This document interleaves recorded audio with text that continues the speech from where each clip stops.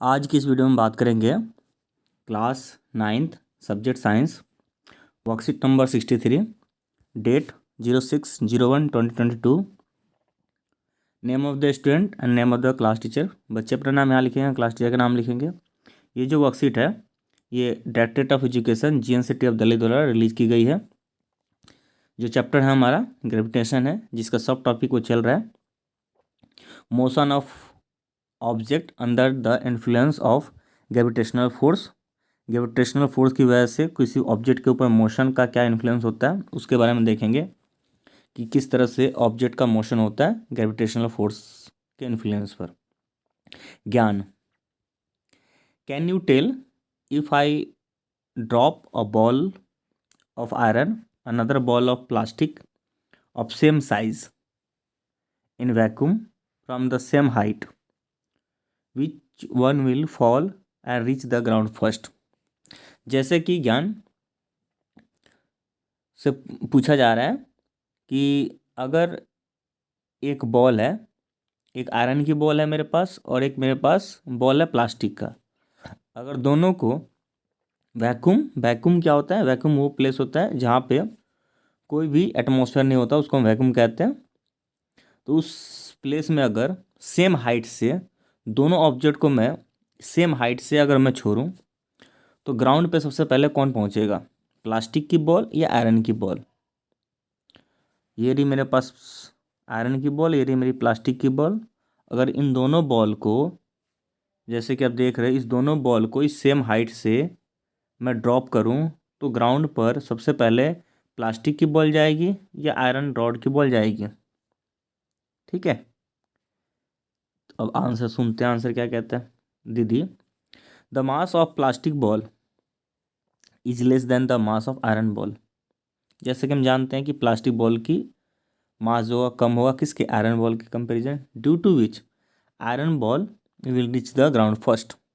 ठीक है, iron ball सबसे पहले नीचे जाएगा, जैसे कि हम रियल लाइफ में ऐसे देखते हैं। बट ये जो रियल लाइफ में हम देखते हैं वहाँ पे एटमॉस्फेयर होता है, बट इसका क्वेश्चन कहाँ है? वैक्यूम के अंदर, जहाँ पे कोई एटमॉस्फेयर ना हो।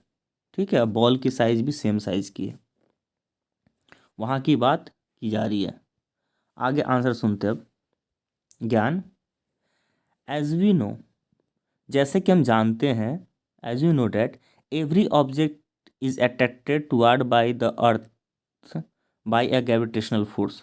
जैसे कि हम सब जानते हैं कि कोई भी ऑब्जेक्ट है, अर्थ उसको क्या करता है? अट्रैक्ट करता है ग्रेविटेशनल फोर्स के द्वारा, due to which the acceleration due to the gravity is produce. इसके कारण क्या होता है कि उस पर एक्सेलेरेशन ड्यू टू ग्रेविटी का काम करता है, that is called small g act करता है।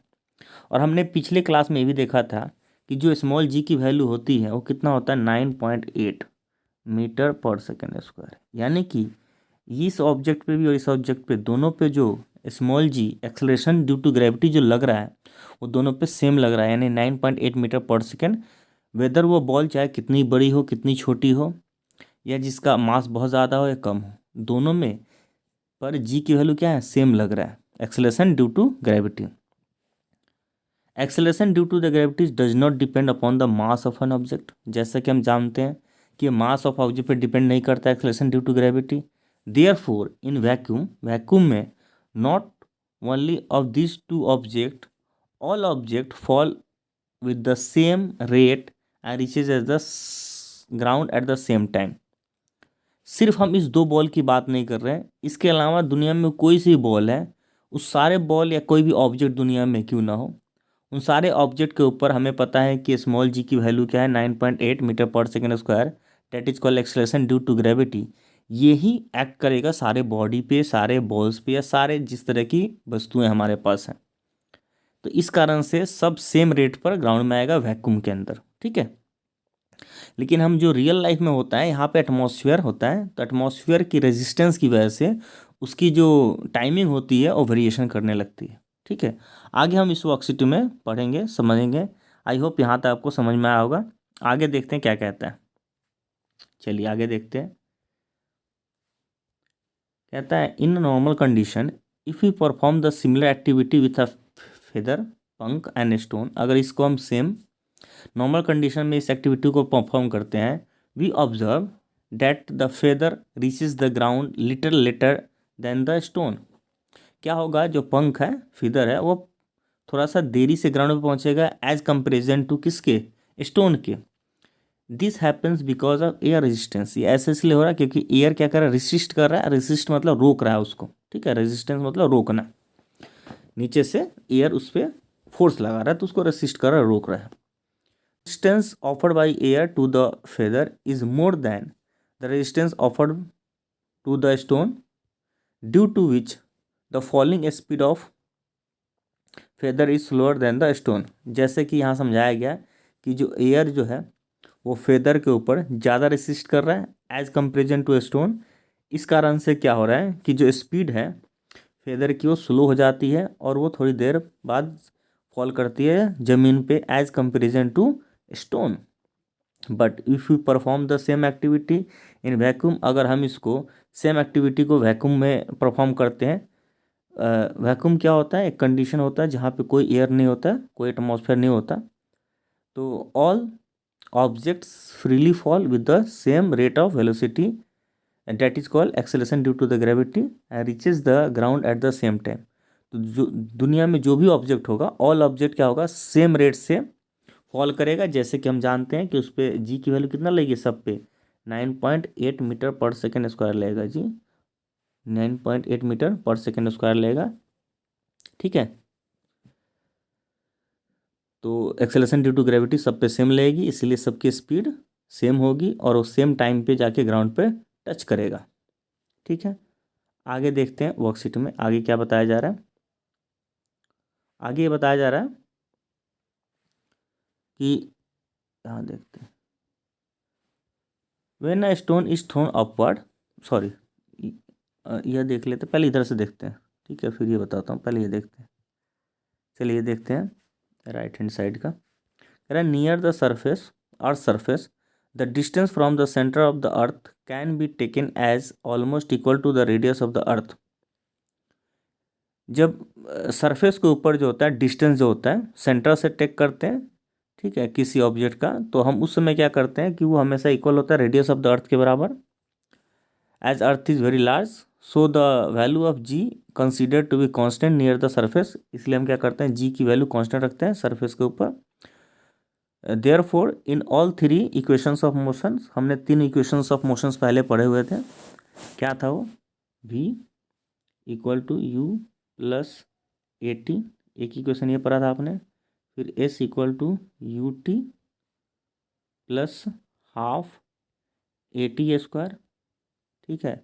एंड थर्ड पढ़ा था आपने v square minus c square equal to a s, तो टू ए एस बराबर वी स्क्वायर माइनस यू का स्क्वायर। आपने ये इक्वेशंस ऑलरेडी पढ़ा हुआ है, ये मोशन में आपने चैप्टर 8 में पढ़ा होगा ये equations. Therefore, all three equations of motions falling object like a stone under the influence of acceleration due to gravity, gravity की एक्सेलरेशन होता है acceleration a can be replace by the acceleration due to gravity g। अब जहाँ जहाँ a है, ठीक है, जहाँ जहाँ आपका a था वहाँ वहाँ आप क्या कर देंगे, अब g से इसको चेंज कर देंगे। मैं बता दूँ फिर से एक बार, जहाँ जहाँ आपका a है, यहाँ पे a है, यहाँ a है और फिर आपका यहाँ a है। इन तीनों इक्वेशंस में ए को आप जी से जैसे चेंज करेंगे तो आपका इक्वेशन इस तरीके से चेंज हो जाएगा जैसे कि यहाँ पे चेंज करके दिखाया गया है, ठीक है, इस तरीके से चेंज हो जाएगा। और जो आपका एस है डेट इज कॉल्ड डिस्प्लेसमेंट, तो इस एस को भी हम क्या करते हैं, एस को चेंज कर देते हैं एच से, डेट इज कॉल्ड हाइट, कितने हाइट से, तो इक्वेशंस और भी मॉडिफाई हो जाएगा, ठीक है। तो डिपेंड ऑन द क्वेश्चंस हम उसके अनुसार इसको चेंज करते रहते हैं। तो ये हो जाएगा v equal to u plus g t, फिर हो जाएगा h equal to u plus half g t square and two h s equal to, sorry, two g h, two g h equal to v square minus u square, यहाँ पे जी H हो जाएगा, ठीक है। तो इस तरीके से तीनों मोशन का इक्वेशन आपका चेंज हो जाएगा। आगे देखते हैं वर्कशीट में, यहाँ बताया जा रहा है क्या कि when a stone is throne upward, जब किसी स्टोन को हम ऊपर की तरफ फेंकते हैं, it's acceleration due to the gravity is taken as negative. Negative इसलिए लेते हैं क्योंकि वो क्या करता है कि against the direction of the gravitation की तरफ जाता है। जब किसी ऑब्जेक्ट को हम नीचे से ऊपर की तरफ फेंकोगे, थ्रो करोगे नीचे से ऊपर की तरफ, अपवर्ड की तरफ, तो उस केस में हमें क्या करना है, जी की वैल्यू में कैसा निगेटिव लेके चलना है जी। ठीक है, जी की वैल्यू निगेटिव लेके चलना है किसी भी न्यूमेरिकल को सॉल्व करते समय। और जब स्टोन अपने आप फ्री फॉल होता है ऊपर से, जब नीचे की तरफ गिरता है कोई ऑब्जेक्ट, तो उस केस में हमें क्या करना है, जी को हमें पॉजिटिव लेके चलना है। ठीक है, जी की वैल्यू कैसा होगा, पॉजिटिव लेके चलना है। बिकॉज ये ऐसे लेते हैं क्योंकि वो डायरेक्शन ऑफ ग्रेविटेशनल फोर्स की तरफ आता है, मतलब नीचे से जी लगता है ना आपका सरफेस, अर्थ सरफेस पे, इसलिए इस तरीके से लेते हैं। तो आई होप आपको ये वर्कशीट समझ में आएगा। आइए अब क्वेश्चन करते हैं, क्वेश्चंस का आंसर ढूंढते हैं। क्वेश्चन क्या कहता है, फर्स्ट क्वेश्चन का, if you drop a piece of paper, एक पीस ऑफ पेपर लीजिए, एक थिक आयरन का नेल लीजिए, from the same height at the same time in vacuum. देखो वैक्यूम में अगर ये काम कर रहे हो तो which object will reaches the ground first, explain. तो तीनों ऑब्जेक्ट क्या होगा, ऑल ऑब्जेक्ट क्या करेगा, at the same time reaches the ground at the same time. ठीक है, ऑल द ऑब्जेक्ट आप लिखोगे यहाँ, ऐसे लिख लेंगे, क्वेश्चन में से लिख देंगे। देखिए क्वेश्चन में से लिख लेंगे आप क्या, इस तरीके से लिखेंगे, इफ़ वी, ऐसे कर देंगे, if we drop a piece of paper, thick iron nail, from the same height and same time in vacuum,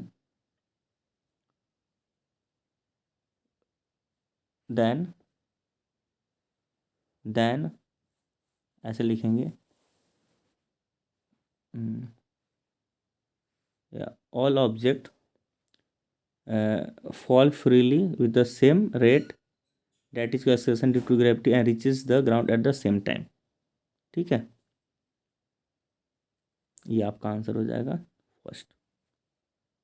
answer first आप समझ गए आई होप, यहाँ से लिख देंगे यहाँ तक complete. If you drop a piece of paper and thick iron nail from the same height and at the same time in vacuum, all the object fall freely with the same rate of velocity, acceleration due to gravity, and reaches the ground at same time। तो ये आपका I hope ये first का answer आपको समझ में आ गया होगा, आप लिख लोगे। चलिए सेकंड क्वेश्चन पे आते हैं। सेकंड क्वेश्चन कहता है आपके क्या, why the acceleration due to gravity is taken minus g for the object throwing upward direction. तो इसका आंसर यहीं पे यहाँ से लिखेंगे कि बिकॉज, ये रहा, because it is against the direction of the gravitation of the force. Negative क्यों लेते हैं, तो ये लिख देंगे बिकॉज, आंसर हो जाएगा answer two, because it it is against the direction of the gravitation of the force. ठीक है, क्वेश्चन नंबर थर्ड पे आ जाते हैं। Why object reaches the ground at different interval of time when they drop from the same height at the same time in normal condition. तो normal condition में इसलिए होता है because of air as a resistance, because air act as a resistance. क्या लिखेंगे, because air act as resistance, RESISTENC। ठीक है, because air act as resistance. ठीक है, because of air resistance, because of air resistance. ठीक है, because of air resistance, ये आपका आंसर हो जाएगा, आंसर हो जाएगा आपका थर्ड। ठीक है, because of air resistance third हो गया। लास्ट क्वेश्चन पे आ जाते हैं। कह रहा है कि write 3 equation of motion by replacing a acceleration due to the gravity g of them. तो तीनों इक्वेशन को आपको लिख देना है ए को चेंज करके। तो ये रहा तीनों इक्वेशंस, 1 2 3। तो ये आपका आंसर हो जाएगा 4। आई होप आपको वीडियो समझ में आया होगा, और इस तरह के वीडियोस आपको यहाँ पे वर्कशीट से बनाए जाते हैं, और साथ में आपको चैप्टर्स भी समझाया जाता है। किसी भी चैप्टर में, किसी भी टॉपिक पे, किसी बच्चे को कोई भी प्रॉब्लम हो तो प्लीज़ आप कमेंट सेक्शन में लिख दें। ये जो वीडियो आप देख रहे हैं, सिंपली AMAR, अमर, SIRJEE अमर सर यूट्यूब चैनल है, इसको सब्सक्राइब कर लें और बेल आइकन को भी क्लिक कर लें, जिससे कि फर्दर कोई वीडियोस अपलोड होती है तो उसकी नोटिफिकेशन आप तक जल्दी पहुंचे और आप वीडियोस को अच्छे से देखें, 2 बार देखें, 3 बार देखें और चैप्टर को समझने की कोशिश करें। वीडियो को देखने के लिए बहुत बहुत धन्यवाद।